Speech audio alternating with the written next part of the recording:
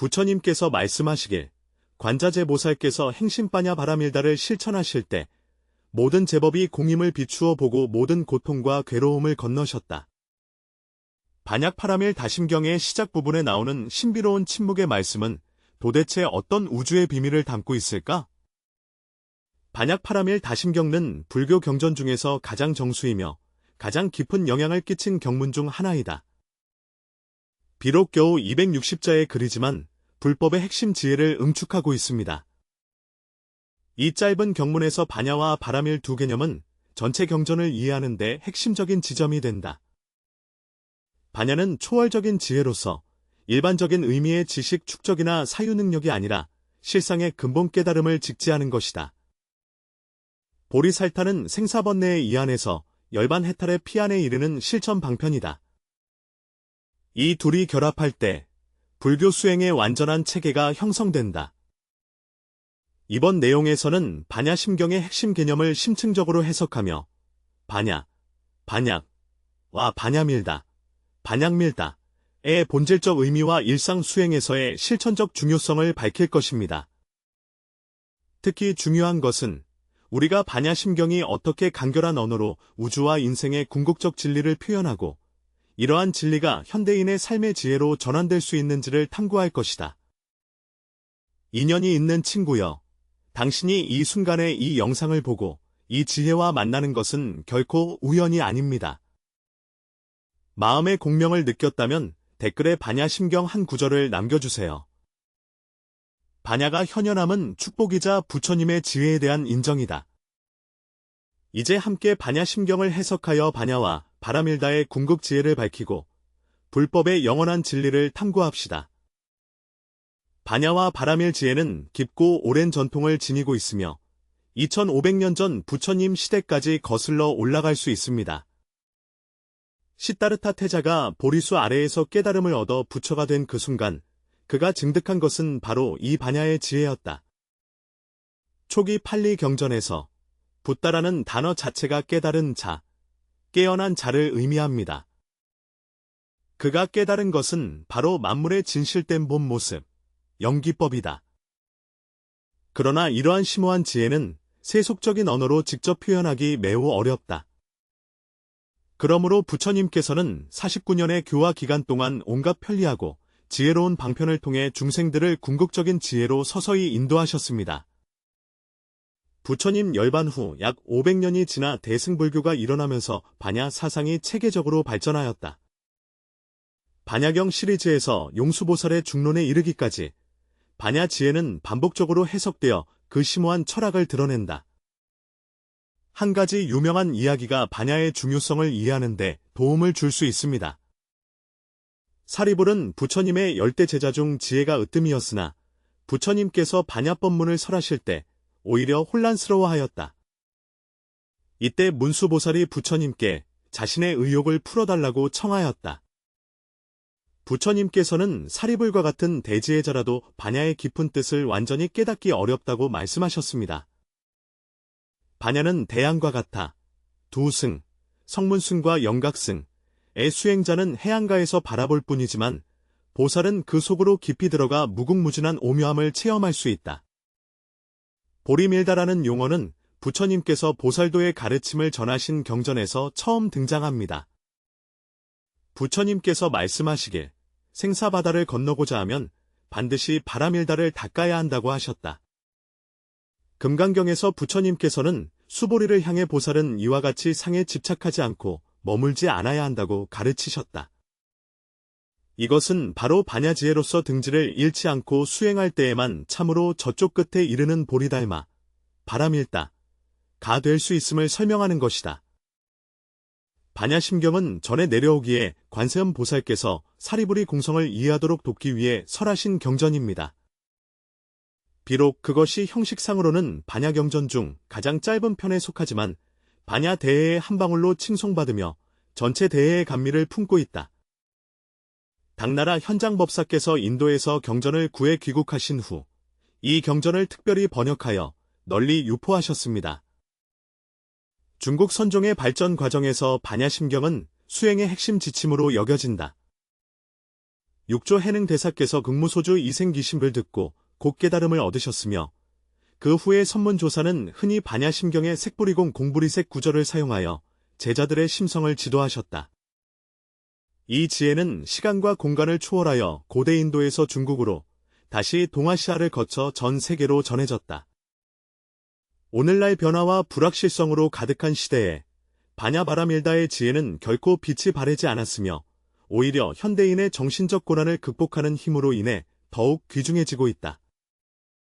정보가 폭발적으로 증가하고 가치관이 혼란스러운 현대 사회에서 반야의 공성지혜는 마치 청량한 약과 같아 사물의 본질을 명확히 보고 겉모습에 현혹되지 않도록 도와준다. 보리심다의 수행 방법은 번뇌의 이쪽 강가에서 해탈의 저쪽 강가로 가는 구체적인 길을 우리에게 제공합니다. 이것은 단지 고대의 지혜가 아니라 영원한 진리입니다. 그렇다면 반야란 무엇인가? 만약 한 단어로 요약한다면 그것은 지혜입니다. 그러나 이것은 우리가 보통 이해하는 똑똑함이나 재능이 결코 아닙니다. 생각해보라. 세상의 지식은 어두운 방을 밝히는 촛불과 같고 반야는 마치 햇빛과 같다.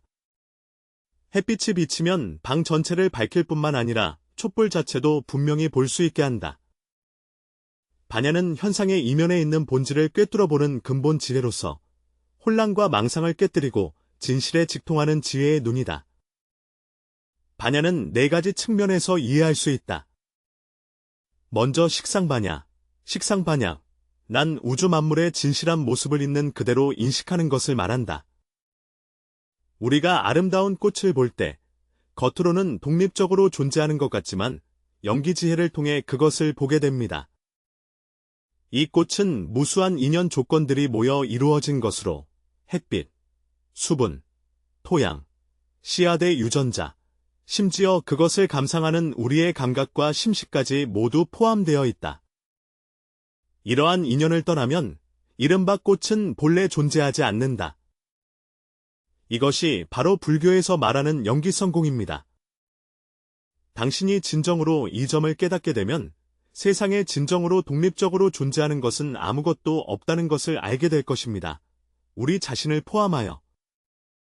이것은 석가모니의 허무주의가 아니라 생명이 상호 의존하는 본질에 대한 깊은 통찰이다. 한 선사가 말하길 산을 보면 산이요, 물을 보면 물이라 하였습니다. 수행 후의 산은 더 이상 산이 아니고 물은 더 이상 물이 아니다. 깨달음을 얻은 후에도 산은 여전히 산이고 물은 여전히 물이다. 다른 점은 셋째 단계의 산수는 더 이상 집착의 대상이 아니라 연기의 현현이라는 것이다. 그 다음은 반야를 관조하는 것이다. 이 지혜는 학문 연구를 통해 얻어지는 것이 아니라 내면의 관조와 체험을 통해 얻어집니다. 당신이 높은 산 정상에 서서 아래의 도시와 마을을 내려다보는 모습을 상상해 보세요. 이런 관점에서 보면 한때 너를 괴롭혔던 번뇌와 집착이 얼마나 미미한 것인지를 알 수 있다. 관조반야는 바로 이러한 시각 전환으로 우리로 하여금 자아 중심의 한계를 뛰어넘어 더 넓은 시각으로 삶의 성패와 득실을 바라보게 한다. 선정수행은 바로 이러한 관조 능력을 기르는 방법이다. 우리가 조용히 앉아 자신의 호흡, 몸의 느낌, 마음의 흐름을 깊이 관찰할 때 생각들이 오가지만 고정되고 변하지 않는 자아를 찾을 수 없음을 점차 깨닫게 된다. 이러한 직접적인 체험은 어떤 이론 학습보다도 더욱 강력하다. 세 번째는 문자반야로 이는 경전을 통해 배우고 문장을 숙련하여 얻는 지혜이다. 지금 당신이 듣고 있는 이 마른 반야를 이해할 수 있도록 돕는 도구입니다. 오직 기억하라. 지도는 영토가 아니고 손가락은 달이 아니다. 문자는 달을 가리키는 손가락에 불과하며 진정한 달, 반야의 실상은 스스로 체험해야 합니다. 이것은 마치 수영을 배우는 것과 같아서 수영에 관한 책을 아무리 많이 읽어도 실제로 물속에 뛰어드는 경험만 못하다. 그러나 이것이 문자 반야가 가치 없다는 것을 의미하지 않는다. 오히려 그것은 우리가 실상 반야에 이르는 중요한 계단이다. 네 번째는 편리 반야로 이는 반야 지혜를 중생을 돕는 다양한 방편으로 전환하는 것을 의미합니다. 진정으로 지혜로운 사람은 모든 이에게 똑같은 방식으로 가르치지 않고 각자의 근기와 필요에 따라 다양한 방법을 유연하게 활용한다. 의사가 모든 환자에게 같은 약을 처방하지 않고 사람에 따라 약을 다르게 처방하는 것과 같습니다. 반야의 특징은 무엇인가? 우선, 그것은 비개념적입니다. 우리의 사고 습관은 세상을 다양한 개념과 범주로 나누지만 반야는 이러한 분별심을 초월하여 삶의 전체성을 직접 체험한다. 이는 마치 꿀맛을 보는 것과 같다. 다른 사람이 그것이 얼마나 달콤한지 설명해 줄 수는 있지만 직접 맛보아야만 그 달콤함이 어떤지 진정으로 알 수 있다. 둘째, 반야는 공성을 인식하는데 공은 허무가 아니라 독립적이고 영원히 변하지 않는 자성이 없음을 의미한다. 강물과 마찬가지로 표면상으로는 고정된 존재처럼 보이지만 실제로는 매 순간 변화하며 같은 강물을 두 번 다시 밟을 수 없는 것이다. 우리의 몸과 마음, 관계, 재물, 명예 또한 모두 인연이 합쳐져 이루어진 일시적인 현상으로 고정되고 변하지 않는 자아가 존재하지 않습니다. 우리가 이 허상인 나에게 집착할 때 온갖 번뇌가 생기고 가진 것을 잃을까 두려워하게 된다. 법법무변하다. 법은 경계가 없습니다. 속세의 인식 속에서 우리는 항상 무엇인가를 얻기 위해 추구합니다. 지식, 지위, 재물, 관계가 그것입니다. 그러나 반야의 시각에서는 실체적 자아가 어떤 것을 얻는 것은 없다. 금강경에서 말한 것처럼 정해진 법명, 인 안욕따라 삼맥삼보리가 없으며 또한 정해진 법인 열애도 말할 수 없다. 심지어 증득하는 대상 그 자체조차도 내가 얻을 수 있는 어떤 것이 아니다. 이것은 겉보기에는 심오해 보이나 실제로는 우리가 집착하며 추구하는 본질을 직접적으로 가리킨다. 생각해보라. 당신이 현재의 활동에 완전히 몰두하여 자아의 존재를 잊을 때 자연스럽게 흘러나오는 기쁨과 평화는 바로 무소득의 체험이 아닌가? 결국 반야는 이원 대립을 초월한다. 우리의 사고 습관은 세상을 이원 대립으로 나눈다. 좋음과 나쁨, 득과 실, 생과 사. 그러나 반야 지혜는 이러한 대립들이 사실 서로 의존하고 서로를 정의하는 것임을 본다. 어둠이 없으면 빛은 어디서 오는가? 고통이 없으면 기쁨은 어디서 오는가? 우리가 이러한 이원적 사고를 초월할 때 원육모양 경지에 도달할 수 있으며 모순 속에서 조화를 보고 대립 속에서 일체를 발견하게 된다. 하지만 여기에는 중요한 문제가 있습니다. 어떻게 하면 반야를 이론에서 체험으로 전환할 수 있을까요?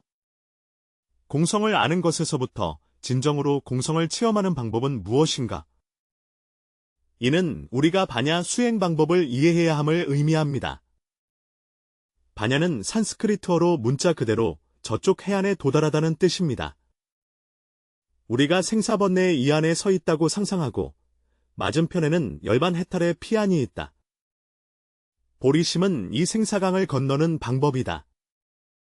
유명한 비유가 하나 있는데 반야가 눈이라면 길을 똑바로 볼 수 있게 해주고 반야바라밀은 두 발로서 실제로 그 길을 걸을 수 있게 해줍니다. 두 가지 모두 빠질 수 없으며 반야가 있어도 반야바라밀이 없으면 단지 이해만 있을 뿐 실질적인 깨달음이 아니다. 반야바라밀은 가졌으나 반야가 없으면 맹목적으로 걸어가는 것과 같아 정법에서 벗어날 수 있다. 전통적으로 바라밀은 6가지 주요 수행법, 즉 6바라밀로 나뉘며 각각의 심오한 의미를 하나씩 탐구해보자. 첫째, 보시바라밀. 보시는 단순한 물질적 부만을 기반으로 하는 것이 아니라 지식을 나누는 법보시와 안심을 주는 무예보시도 포함된다. 진정한 보시는 보답이나 칭찬을 얻기 위함이 아니라 중생에 대한 자비심과 자아 집착을 내려놓는 데서 비롯된다. 네가 보시할 때 너는 실행 속에서 주는 것이 받는 것보다 더 큰 내면의 풍요를 가져다 준다는 것을 체험하게 된다. 언제나 꽉 쥔 손은 새로운 선물을 받을 수 없으며 손바닥을 펼쳐야 비로소 주고받음이 이루어진다. 이것이 바로 보시가 가져오는 첫 번째 초월로서 소유 집착을 초월하는 것이다. 둘째, 계율바라미를 지키는 것. 계율을 지키는 것은 기계적으로 외적인 규칙을 따르는 것이 아니라 생명에 대한 존중과 인과에 대한 철저한 인식을 의미한다. 우리가 계율을 지키는 것은 처벌을 피하기 위해서가 아니라 남을 해치는 것이 결국 자신을 해친다는 것을 깊이 깨달았기 때문입니다. 상상해보라. 만물이 하나임을 완전히 이해하고 받아들일 때 다른 이에게 상처를 주는 것은 마치 자신의 일부를 상처내는 것과 같다. 계율을 지키는 것이 더 이상 부담이 아니라 자연스러운 선택이 된다. 이는 계를 지킴으로써 가져오는 초월로서 분리된 감정의 착각을 초월하고 나와 만물이 상호 연관되어 있음을 깨닫는 것이다. 셋째, 인욕바라밀. 인내는 비겁한 참음이 아니라 마음의 강인함과 지혜이다. 다른 사람이 비판하거나 상처를 줄 때, 만약 당신이 마음의 평정을 유지하고 상대방 행동 뒤에 숨은 원인을 볼 수 있으며, 심지어 당신의 수행을 돕는 역증상현에 감사할 수 있다면, 당신은 인욕파라밀을 닦고 있는 것이다. 어떤 선사는 이렇게 말했습니다. 욕을 들을 때는 마치 하늘에서 흩날리는 꽃잎을 듣는 것과 같으니 거부하지도 집착하지도 말라. 이러한 태도는 자기 존재의 본질에 대한 깊은 이해에서 비롯되며 고정불변한 자아가 상처받지 않았음을 의미한다. 이것이 바로 인욕에서 오는 초월이며 자기 방어 본능 반응을 뛰어넘는 것이다. 넷째, 정진바라밀. 정진은 맹목적인 노력이 아니라 지속적이고 안정적이며 기쁨으로 수행하는 것이다. 진정한 정진은 외부의 압력이나 경쟁이 아니라 내면 깊은 곳에서 진리에 대한 갈망에서 비롯된다. 정진하는 수행자는 매 걸음마다 목적지가 있음을 알고 매 순간이 영원함을 깨닫는다. 그들은 급하거나 조급하지 않으면서도 게으르거나 멈추지 않는다. 마치 큰 강이 바다로 흐르듯 자연스럽고 막을 수 없다.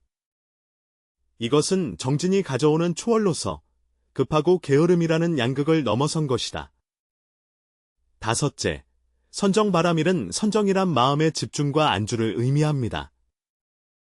분잡한 외부 세계와 내면 세계 속에서도 맑고 평정한 각성을 유지할 수 있다. 선정은 단지 다리를 꼬고 하는 형식이 아니라 언제 어디서나 마음의 상태이기도 합니다. 우리가 현재의 매 순간, 매 호흡에 완전히 집중하고 과거의 기억에 얽매이지 않으며 미래의 상상에 흔들리지 않을 때 우리는 바로 선정몰이 살타를 수행하고 있는 것이다. 이것은 선정이 가져오는 초월로서 시간의 선형적 속박을 초월하여 영혼의 현재 속에 살아가는 것이다. 여섯째이자 가장 중요한 것은 바냐바라밀다입니다. 이는 앞서 언급한 바냐지혜를 일상생활과 수행 속에 실제로 적용하는 것이다. 바냐바라밀은 다른 5가지 바라밀이 진정으로 도의 저편에 이르는 방법입니다. 바냐가 없으면 다른 수행은 새로운 집착과 번뇌의 근원이 될 수 있습니다. 바냐심경은 바로 바냐바라밀의 정수입니다. 관세음 보살께서 보리살타의 행을 행하시면서 오온이 모두 공함을 비추어 보시고 일체의 고통과 괴로움을 건너시니라. 이 짧은 한 문장은 수행의 요령과 목적을 드러내며 바냐의 지혜를 통해 우리 몸과 마음을 구성하는 오온인 색, 수, 상, 행, 식이 모두 공성임을 깨달아 실체적 자아가 없음을 통찰하여 모든 고통을 초월하게 한다. 색즉시공 공즉시색색은 허공과 다르지 않고 허공은 색과 다르지 않으며 색이 곧 허공이며 허공이 곧 색이다. 이것은 바냐심경에서 가장 유명한 구절로서 물질 현상인 색과 공성의 관계를 밝혀준다. 색과 공은 대립되는 것이 아니며 물질 현상의 본질은 공성이다. 또한 공성은 허무한 것이 아니라 다양한 물질 현상을 나타낼 수 있는 것이다. 이는 마치 바다와 파도의 관계와 같다. 바냐심경은 경고하지 않으며 일체법을 공으로 삼아 생멸도 없고 번뇌와 청정도 없으며 증감도 없나니 공성은 생멸, 번뇌 청정, 증감과 같은 이원적 대립 개념을 초월한다. 물은 얼음이 될 수도 있고 증발할 수도 있으며 형태가 변화하지만 물 분자는 실제로 생멸하지 않는다. 우리가 진정으로 이러한 공성의 지혜를 체득할 때 내면은 말로 다할 수 없는 자유와 평화를 얻을 수 있다. 반야심경에서 말했듯이 무소득고 보살은 반야 바라밀다 때문에 마음에 걸림이 없다. 무장의 고, 무유공포, 전도망상에서 멀리하여 궁극적 열반에 이르나니 이것이 바로 반야 바라밀다가 가져다주는 궁극적인 초월로서 모든 개념의 구속을 초월하여 생명의 근원에 곧바로 도달하는 것이다. 이러한 초월 속에서 모든 집착과 두려움은 눈송이가 뜨거운 물에 녹아들듯 자연스럽게 사라진다. 그렇다면 이러한 심오한 지혜를 어떻게 우리의 일상생활에 적용하여 현실 문제를 해결하는 실용적인 도구로 만들 수 있을까요? 다음은 반야 바라밀다를 현대생활에 적용하는 몇 가지 간단한 방법입니다. 일의 압박을 받을 때 공성의 관점을 활용해 보세요. 프로젝트 때문에 불안할 때 이 압박감이 고정된 실체가 아니라 여러 요소로 이루어진 일시적인 현상임을 스스로에게 상기시키세요. 한 걸음 뒤로 물러나서 문제를 객관적으로 바라보라. 이 일이 한 달 후에도 이렇게 중요할까요? 이러한 사고방식은 현재의 어려움에서 벗어나 보다 합리적인 해결책을 찾는 데 도움을 줄 수 있습니다. 인간관계 갈등 속에서 보리살타를 행하지 않는 것은 관계를 전환하는 한 방법을 제시한다. 가족이나 동료와 갈등이 생길 때는 내가 옳다는 고집을 잠시 내려놓고 먼저 이해와 지지를 시도해보라. 이러한 자발적인 보시와 사랑의 실천은 종종 교착 상태를 깨고 조화로운 분위기를 만들어낸다. 감정 조절에 대해 관조반야는 실용적인 기법을 제공합니다. 화를 내거나 불안할 때 급히 억누르거나 분출하지 말고 마치 날씨를 관찰하듯이 이러한 감정을 관찰하라.